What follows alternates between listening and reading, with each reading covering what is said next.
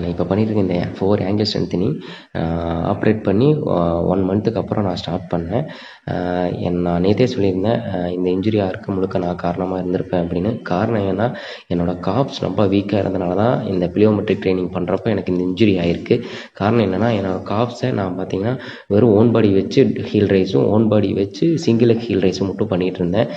இந்த தப்பை நம்ம யாரும் பண்ணக்கூடாது. கம்பல்சரி ஓன் பாடி வச்சும் ஹீல் ரைஸ் பண்ணுவோம், அதே சமயம் நம்ம வெயிட்டை வச்சும் நம்ம ஹீல் ரைஸ் பண்ணி ஆகணும். ஒரு அத்லட்ஸாக நம்ம இருக்கிறப்போ நம்ம ஃபுல் பவரும் பிளியோமெட்ரிக் ட்ரெயின் பண்ணுறப்போ சிங்கிள் லெக்கும் சரி டபுள் லெக்லேயும் ஹை பவராக நம்ம லோடை அப் பண்ணுவோம், புஷ் பண்ணுவோம், அதேமாதிரி டவுன் பண்ணி லேண்ட் பண்ணுவோம். அதனால் கம்பல்சரி எல்லா ஒரு அத்லட்ஸும் காப்ஸை நம்ம கம்பல்சரி நல்லா குவாலிட்டியாக ரெடி பண்ணணும். நம்ம லோயர் பாடியோட ஹார்ட்டே காப்ஸ் தான். காப்ஸ் வீக் அப்படின்னா லோயர் பாடி ஃபுல்லாகவே வீக் தான்.